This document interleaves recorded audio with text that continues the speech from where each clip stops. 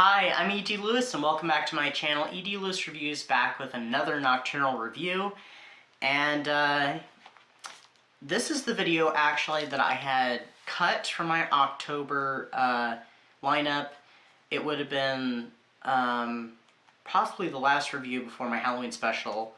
At that point I already filmed the Halloween special like a couple weeks before Halloween, and this was like the last video I had to film. Didn't get it done, I wasn't feeling too well, so I'm doing it now, and I think it works. So, this was another one I read for the A to Z of Horror Reading Challenge, which was created by John at Books of Blood, and we should only have one more after this that I'll be talking about for that challenge, because I think I've reviewed, besides this one, all the others. So for this one, I read Children of the Corn by Stephen King. This was a reread for me. This was originally published in 1977 in a magazine, and then it was republished the following year in 1978 in Night Shift.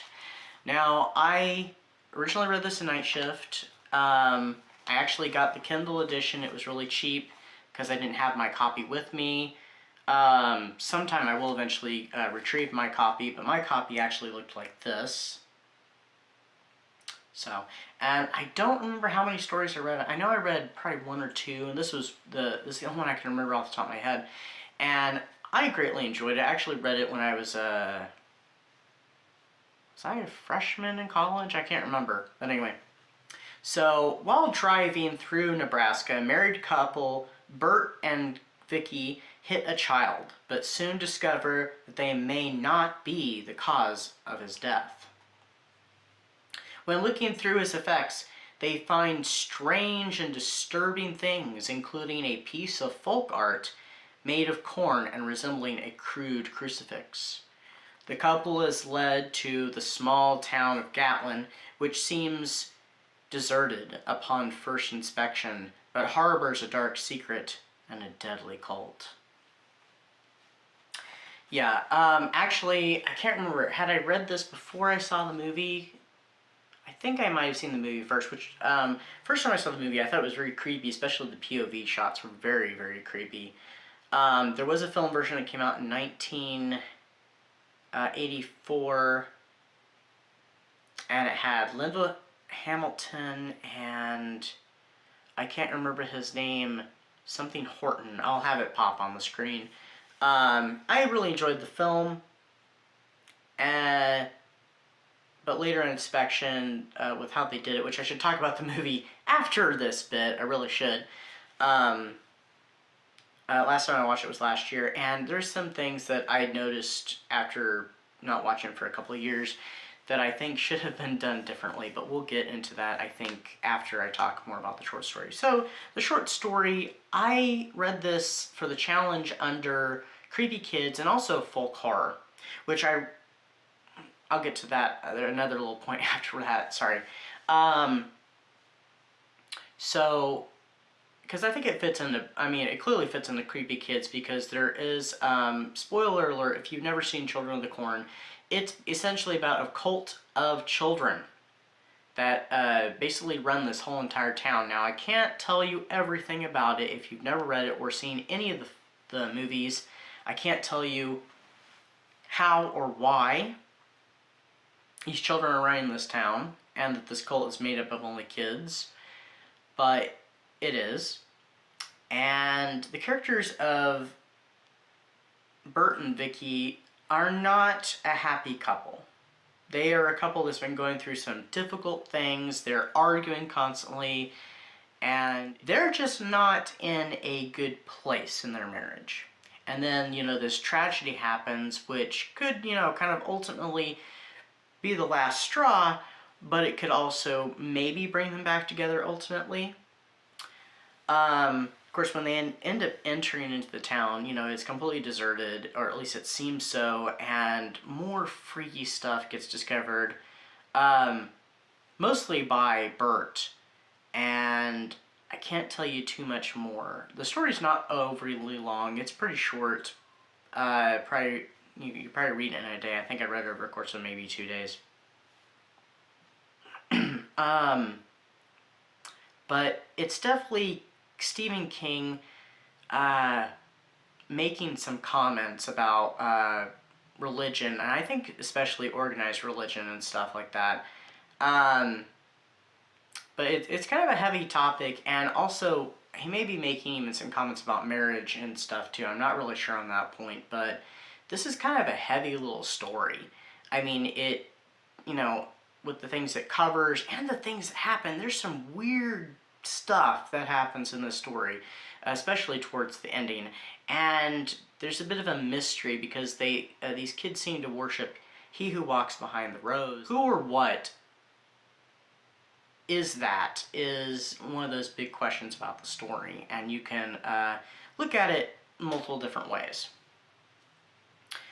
I believe the story actually has a connection to a few other Stephen King works. I think it draws back to the Dark Tower series and maybe even to The Stand a little bit. I'm not sure on that. This is another one that I forgot to look what I rated the story, but I'm thinking I might have rated it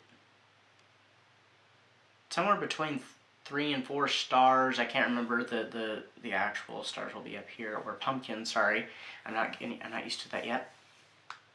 Like I said, there are a few adaptations actually of this. One of them being the 1984 film that I already mentioned, which I liked, and I still like it, but I think on further inspection of it, when I last watched it, I was just like, there's some issues here. It's narrated by a child, and I don't, one of the characters in it, and I don't really think it needed that narration. I think it kind of dampens the film a little bit, makes it almost a little silly. I mean, the film is not spot on faithful adaptation to the story. I mean, there's many things that do happen in it, but there's a lot of things they added, and the characters are Bert and Vicky. I don't think they're actually married. I think they're engaged or dating or something. But they're a very happy couple.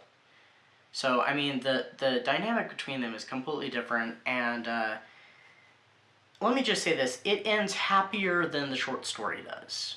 Let me just say that. There was a later adaptation from 2009 that was a TV one, and it's a much more faithful version of the story. It follows the story pretty closely. It does add some things to it for the most part. I would highly recommend it. From what I heard, like the director, the screenwriter sent Stephen King the script, because Stephen King has really distanced himself from this, I think largely because of the original movie adaptation from the 80s. And I don't know if he ever gave any word back. I don't think he gave any kind of approval or anything. And I think the director was really trying to get his approval on it. Because, I mean, he did do a good job, and I think it aired on, like, TNT or Showtime or something. But, it's not a bad adaptation, and it holds a lot of fidelity to the story. Now, there are a bunch of other movies, too, because there was a whole span of sequels, and I think maybe now a prequel to the original film. Most of them are pretty terrible.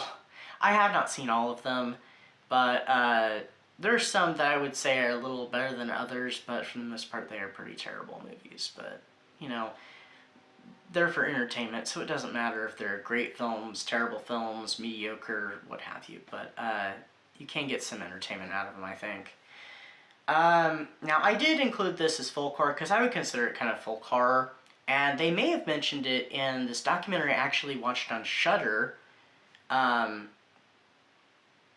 like at the beginning of October, and it was all about folk horror. It was about 2 or 3 hours long, and it was pretty good. I would highly recommend it if you have Shudder or a free trial of Shudder. That's actually what I had, was a free trial. And I very much enjoyed it, and I think they did talk about it, but they talk about the whole history of folk horror. Its roots in English literature, and expanding it beyond that to America and other countries too, and all sorts of things that I even think about, like, oh, I guess that would be folk horror too. So I'm pretty sure they did mention Children of the Corn at some point in it. But that's my review. I hope you enjoyed it, and I'll see you back with a new video soon. Not sure what it'll be, but we'll find out then. So anyway, stay safe, stay spooky, and I'll see you next time. Bye-bye.